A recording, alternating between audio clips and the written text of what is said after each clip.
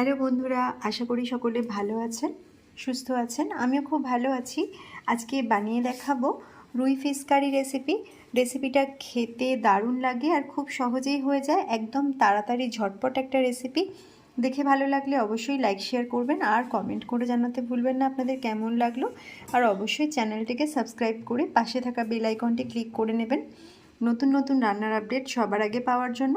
এখন আমি বানিয়ে দেখাচ্ছি রুই ফিশ কারি। আজকে বানাবো মাছের কারি। ফিশ কারি বানানোর জন্য আমি এখানে নিয়ে নিয়েছি রুই মাছ, 5টা টুকরো নিয়েছি। মাছগুলো ভালো করে ধুয়ে বেছে পরিষ্কার করে রেখেছি। প্রথমেই কড়াইতে অল্প পরিমাণে একটু তেল দিয়ে দেবো। তেলটা গরম হতে হতে দেখিয়ে দিচ্ছি কী কী নিয়েছি মাছের কারি বানানোর জন্য। একটা টমেটো, পেঁয়াজ নিয়েছি, শুকনো লঙ্কা, আদা কুচি, রসুনের টুকরো, রসুন নিয়েছি কয়েক কোয়া, আর কিছুটা ধনেপাতা নিয়েছি। তো এখানে তেলটাকে একটু গরম করে নিচ্ছি, তেলটাকে একটু ছড়িয়ে নিচ্ছি কড়াইয়ের চারপাশে। এভাবে গরম হয়ে গেছে তেলটা। এখন এগুলো সব একসাথে দিয়ে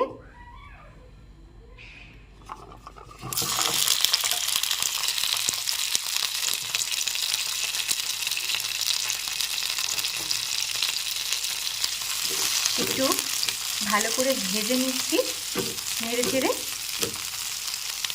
এখন এটা একটু হালকা করে নেড়ে চেড়ে ভেজে নিয়েছি। এবার আমি গ্যাস অফ করে দিচ্ছি, একটু ঠান্ডা করতে দিতে হবে। গ্যাস অফ করে দিলাম। ঠান্ডা হতে হতে আরও একটা কাজ করে নিচ্ছি। মাছের মধ্যে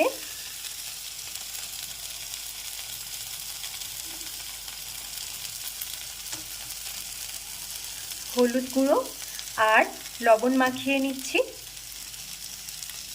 এখন কড়াইতে দিয়ে দিচ্ছি তেল। কড়াইটা ভালো করে গরম করে নিয়েছি। তেলটা ভালো করে গরম করে নিতে হবে মাছ ভেজে নেওয়ার জন্য। এবার তেলটাকে এভাবে চারপাশে একটু ছড়িয়ে নিলাম। ভালো করে তেল গরম হয়ে গেছে, এবার মাছটা দিয়ে ভেজে নিতে হবে।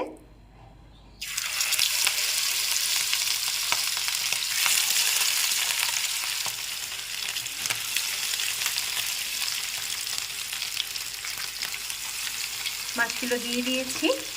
আর এখানে মাছটা ভাজতে ভাজতে আমি একটা কাজ করে নিচ্ছি। মশলা যেটা ভেজে নিয়েছি এটাকে একটা পেস্ট বানিয়ে নেবো, সব কিছু একসাথে মিশিয়ে। মাছগুলো খুব ভালো করে ভেজে নিয়েছি। এখন তুলে নিচ্ছি ভেজে নেওয়া মাছগুলো। মাছ ভাজার সময় যা তেল দিয়েছি এই তেলেই হয়ে যাবে, আলাদা করে আর তেল মেশাবো না, এই তেলেই রান্না হয়ে যাবে। মাছের ঝালের এই রেসিপিটা আপনারাও বানিয়ে দেখতে পারেন, খেতে দারুণ লাগে একটু অন্যরকমভাবে।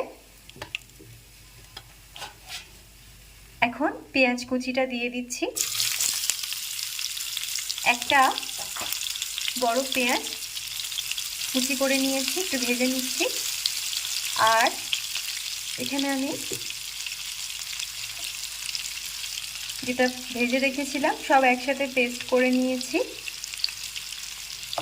পেঁয়াজটাকে খুব ভালো করে ভেজে নিয়েছি। এবারের মধ্যে দিয়ে দিচ্ছি হাফ টিস্পুন ঝাল লঙ্কার গুঁড়ো, হাফ টিস্পুন কাশ্মীরি লঙ্কার গুঁড়ো, হলুদ গুঁড়ো হাফ টিস্পুন আর ধনে গুঁড়ো হাফ টিস্পুন দিয়ে দিচ্ছি মশলাটা। আর একটু সামান্য জল মিশিয়ে একটু নেড়েচেড়ে নিতে হবে।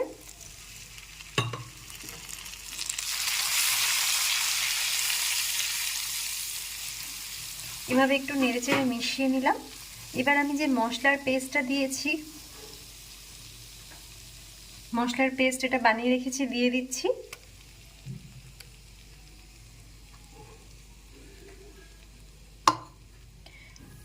একটু মশলাটাকে ভালো করে নেড়েচেড়ে মিশিয়ে নিচ্ছি। এখন মশলাটাকে একটানা 2 থেকে 3 মিনিট ভালো করে একটু কষিয়ে নিচ্ছি। মশলাটা খুব ভালো করে কষিয়ে নিয়েছি, তেল ছেড়ে এসেছে। এবার আমি এর মধ্যে অল্প পরিমাণে জল মেশাবো। তো যেটাই মশলার পেস্ট বানিয়েছিলাম তাই একটু অল্প পরিমাণ জল দিয়ে নিয়েছি গ্রেভিটা তৈরি করার জন্য। একটু নেড়ে চেড়ে নিলাম। এখন মাছগুলো দিয়ে ফুটিয়ে নিতে হবে আরও 2 মিনিট মতো ফুটিয়ে নিলেই হয়ে যাবে। মাছগুলো দিয়ে দিচ্ছি এক এক করে। গরম গরম ভাতের সাথে খেতে দারুণ লাগবে আর খুব চটজলদি এই মাছের রেসিপিটা। এখন একটু উল্টিয়ে পাল্টিয়ে গ্রেভির সাথে মিশিয়ে নিচ্ছি আর 2 মিনিট ফুটিয়ে নিচ্ছি।